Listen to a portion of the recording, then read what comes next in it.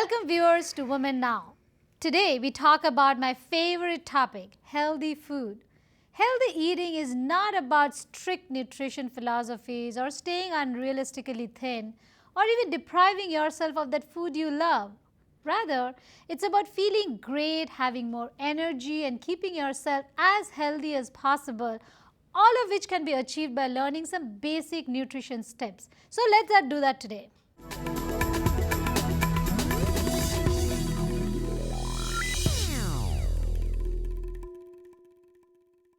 Dr. Fuhrman, I've seen you on TV all the time. It's such an honor and pleasure to talk to you in person. Welcome to Women Now. Thank you. I'm excited to be here and talk to you today. You look so healthy. What was the turning point in your life that prompted you to become a nutritarian? You know, I don't think there was one specific turning point, but when I was a child, my father was very sick and overweight. And he changed his diet, and I watched him get well. And I was a competitive figure skater. I was actually on the U.S. World Figure Skating team in the 1970s. And eating healthy to help improve our stamina and performance was always important. And so I finished my ice skating career and then decided to go to medical school with a specific purpose of becoming a physician specializing in nutrition. Okay, so who is a nutritarian and how is your theory different from any other theory? Sure. So the word nutritarian is a word I coined. It means... I like it. Thank you. It describes the diet style I recommend, and that it's the healthiest diet style in the world, the way people should be eating who want to maximize their healthy life expectancy, live longer, not have heart attacks, not have strokes. And yes, I'm saying we can win the war on cancer, that the American diet is perfectly designed to create an epidemic of heart attacks, strokes, and even cancer. And nutritional science has advanced to the point today where people can live longer and protect themselves through proper nutritional choices. So the word nutritarian means a diet rich in micronutrients, not eating caloric excesses, and designing the diet style using the latest advances in nutritional science to afford people better health and protection from disease. Okay. Now, what is a basic belief? What's the core belief that you have that actually improves the standard of your life and health and all of that? Right. Well, it has to do with an understanding of the fine principles of human nutrition, the basic principles. And that is that food gives us two types of nutrients. Macronutrients, which are mostly calories, fat, carbohydrate, and protein are macronutrients. And food gives us micronutrients. Micronutrients are things like vitamins, minerals, phytochemicals that don't contain calories. So to maximize human health, we want to achieve an adequate amount of all micronutrients. We call it micronutrient adequacy. Comprehensive micronutrient adequacy, not just in a high amount, but a broad spectrum of all the micronutrients needed without consuming excessive calories. So we want to lower calories and enhance micronutrient intake. To do that, we have to understand which foods give us the best micronutrient profiles and have rich in micronutrients, and we find out that processed food and refined foods, bread, pasta, salad oils, donuts, cookies, crackers, rice cakes, breakfast bars, chips, pretzels, and soft drinks don't contain micronutrients. That's 62% of the American diet are processed foods, and animal products do not contain antioxidants and phytochemicals that fight against heart disease and cancer. And the American population today is only eating 5% of calories, just 5% of the total caloric pie from fruits and vegetables, beans, nuts and seeds, tubers, roots. In other words, the unrefined plant foods is a very small portion of the American diet, and it leads us starving for micronutrients, and it builds up toxic waste products in our tissues and sets the stage for both inflammation, cancer, and heart disease. Now, what are the food groups that have high micronutrients? Well, the foods that win the race for the highest level of micronutrients are green vegetables. Green vegetables are very low in calories, but they have approximately 100 times as many micronutrients as something like chicken or bread would. So in other words, our bodies biochemically are dependent on green vegetables for normal function of our immune system. I was explaining earlier that in our cell is something called an antioxidant response element, called ARE, which is responsible for lowering free radical production and fixing DNA broken cross-links, repairing DNA methylation. In other words, the body in the cells are mechanisms that prevent inflammation, remove toxins, and repair damage. And that mechanism of fixing and repairing the cell and preventing disease is not activated properly without an adequate consumption and regular consumption of green vegetables. Okay, when it comes to green vegetables, what's the best way to consume that? I mean, I get confused between raw, cooked, processed. What is the best way to consume green vegetables? Well, There's a type of green vegetable called green cruciferous vegetable, the cruciferous family. That includes things like broccoli, cabbage, kale, Brussels sprouts, arugula, watercress, bok choy. Those vegetables are particularly powerfully protective against both heart disease and cancer. And the studies show that as you eat more of them, from maybe 3 or 4 ounces a day up to 10 or 15 ounces a day, we still see increasingly more protection against cancer as you go up to higher dosages. And the way to prepare them is that there's an enzyme in the cell wall of the plant cell called myrosinase. And as we chew the vegetable, the better we chew it, the more we break open each cell, that enzyme called myrosinase interacts with the center of the cell, it's called glucosinolates in the cell, and it causes a chemical reaction to form the ITCs, the isothiocyanates, that have this beneficial anti-cancer effects. And the better you chew the vegetable, the more isothiocyanates are formed. Now, if you cook the vegetable too much, you're going to deactivate the myrosinase enzyme. And then when you chew the soft, mushy, overly cooked vegetable, you're not going to get all the isothiocyanates formed. But if you can chop it or blend it and then put it to a soup, you'll have formed the isothiocyanates before it was cooked, and then the heat won't destroy it. Or if you add some raw cabbage or raw kale or raw bok choy to a salad, and you chew a little bit of the raw cruciferous vegetables with some of the cooked broccoli or cooked green vegetables you're eating, the enzyme will be present from the little bit of raw that you're eating to catalyze the reaction from the cooked. So I know sounds a little complicated, but these are just... But I understand that you have to chop the vegetable before you cook it to activate the enzyme so that you can chew and then your body absorbs it better, as opposed to whole vegetables without chopping it or cutting it, right? That's right. The same thing is true with an onion. People could recognize it with an onion because you can know with an onion when you cut it, it's giving off a gas that can burn your eyes. Well, that gas it's giving off is good because it's causing a chemical reaction that's forming organosulfide compounds that have anti-cancer effects. So we want to chop the onion. We want it to give off that gas. Then we want to cook it. We don't want to cook it whole in the soup, deactivate the enzyme, and then chop it afterwards or blend it afterwards. And likewise, I'm trying to eat more raw onion on my salad nowadays because of these recent studies showing that how powerful adding raw onion is as far as anti-cancer effects. The most powerful food groups, and I mentioned this in my book Superimmunity, the food groups that show the best protection against cancer, and they are greens, onions, mushrooms, beans, berries, and seeds. Seeds like flax seeds, chia seeds, hemp seeds, even walnuts, they're high in omega-3 fatty acids, and the seeds have lignans, they're called, that have powerful protective effects against breast cancer and prostate cancer, for example. But I have an acronym, GOMBS, GOMBBS, that helps people remember really easily. Now, tell me, are South Asians at higher risk for heart disease, and what would you recommend they do so that they can prevent it? Well, this is all about eating healthier because when you meet your micronutrient needs with lots of vegetables and we want mushrooms, we want tomatoes, we want a variety of vegetables. When you eat less processed foods, that's not white rice. White rice is a high glycemic food. White potato is a high glycemic food, right? We don't want to put oils and sauces and make things calorically. We want to not eat an American-style diet. We want to eat a primitive style diet. We want to eat a diet that's like foraging in the woods and eating all kinds of high nutrient foods.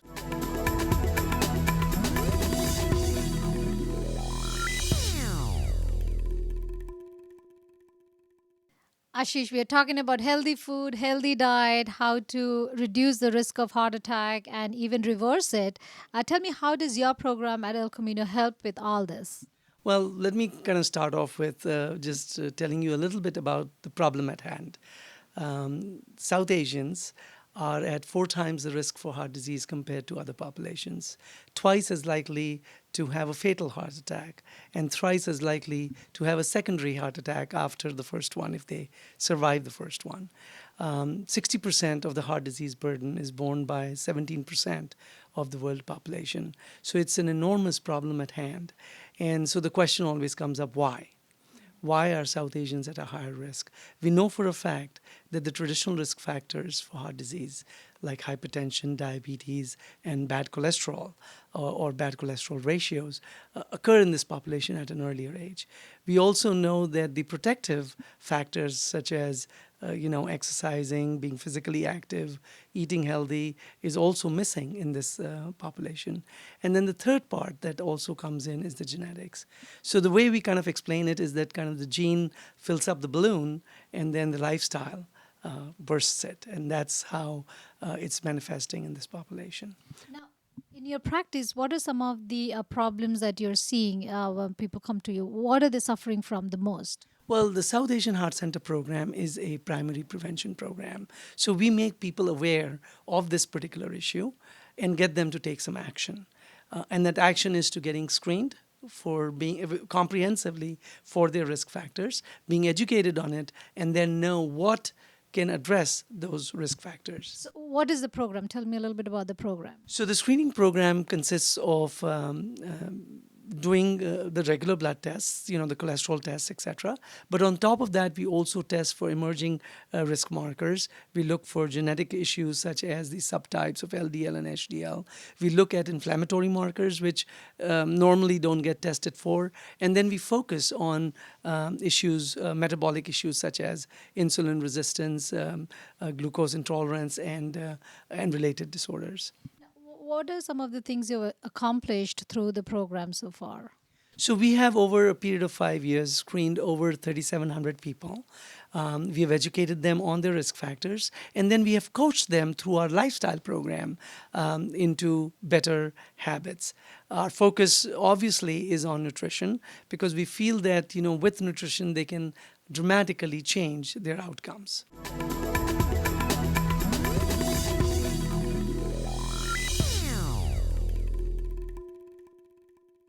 So many of us would love to look a little more attractive, wouldn't we? A shade more glamorous. What are we doing wrong? What do we need to change? How can we go about it? Today we have someone here to guide us with little secret tips that bring out the hidden beauty in you. Hi, Bianca. Hi. I'm so glad you're here to share some tips with our audience. Thank you. Why don't we use me as your first little test? Okay. What do I need to do? So I always like to powder the skin just to give it more of a porcelain doll look. Like yours. So I like to use a powder with a big fluffy brush, and it's more of like a translucent powder, and I dust it over the T-zone, which is the forehead, the nose, and the chin, and then a little bit over the cheeks toward the jawline on both sides. And instantly you'll see that it takes away the shine without making your face look dull. It just looks very silky and very satiny. So I don't have a mirror, so I'm sure our audience can tell us if this is working. Yes. And then the next thing I like to do is take a really nice plum blush, and I'm using an angled blush brush to do this.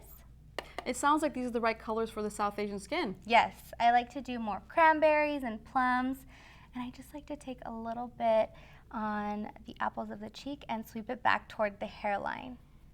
And this gives you more of a youthful look. I know, you can't. You really can't. It's so simple. So what are some of the suggestions that you have for the South Asian skin? I really like to go with more of the golden hues, the cranberries, like I said.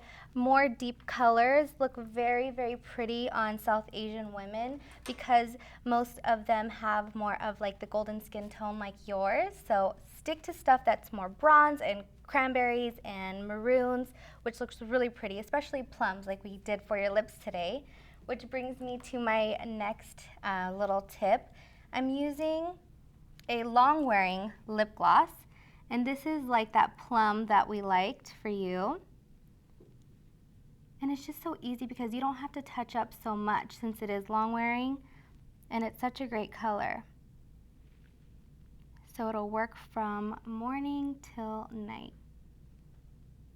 The way that I like to choose a color for foundation is by looking at the chest area. So you want to make sure that the color that you choose matches all the way from your face down to your chest. And if your neck is a little bit lighter, always take the foundation down the neck with powder. And that'll ensure that you're going to have one even skin tone. You know, if anybody remembers, they've probably seen others at parties or by accident themselves. They have a nice little jawline that's been drawn for them. Yeah. I think that's not drawn. I think that's accidental, correct? Yeah, that is accidental. What usually causes that?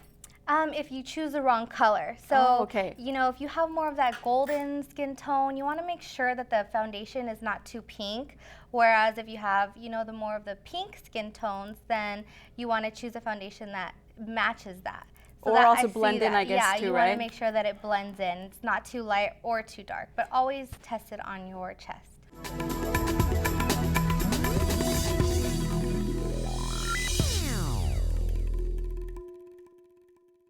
We're on the grounds of Berkeley University, where the 2012 California Diversity and Leadership Conference is in session. In this date of 2012, of the 21st century, we still strive to propagate equality of the sexes. If equality existed, we probably wouldn't be here. Diversity events such as these are necessary platforms for awareness and encouragement. More women are graduating from universities than men. Whilst women do hold key positions in varied organizations, statistics indicate that less than 20% of the top jobs are held by women. Add a dash of ethnicity, diversity, and that percentage drastically drops. So what is it that propels these women to the very top?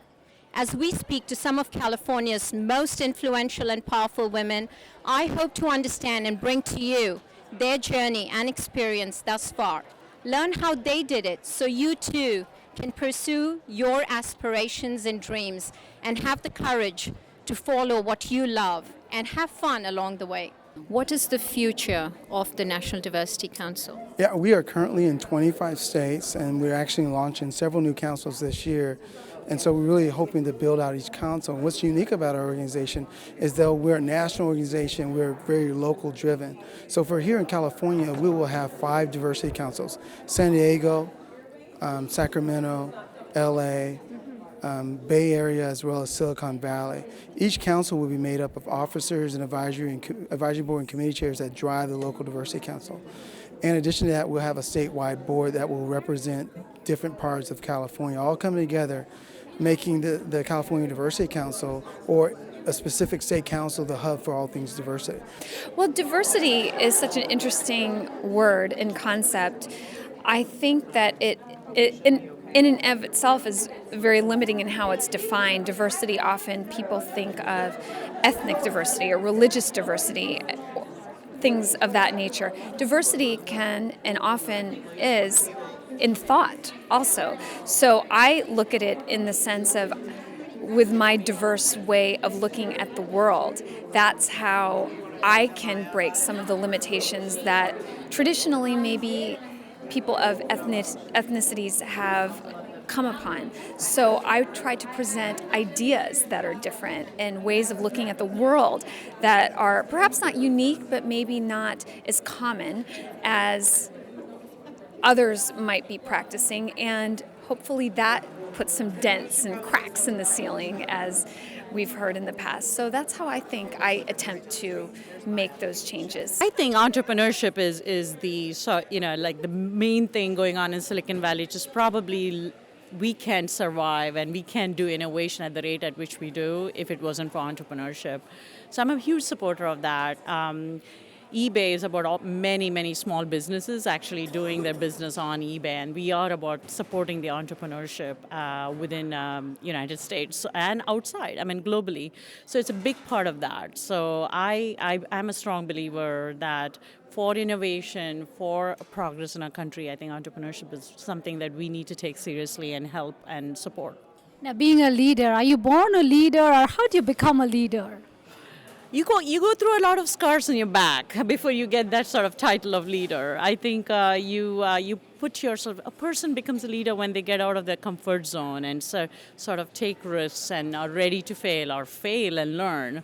That's when you become a leader. And people who want to inspire others and who want to use passion and inspiration to get the same job done, I think that's what differentiates a leader from someone else. Well, the top 3 qualities a leader must possess to be successful. Change.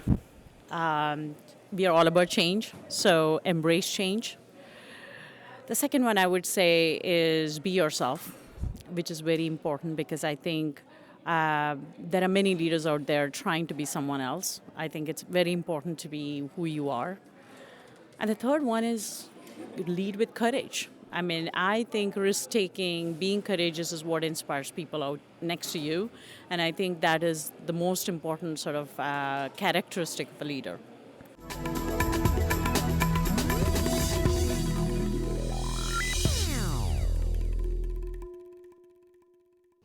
Well, that's all for today. Let's wrap the show with a meaningful quote from Lao Tzu.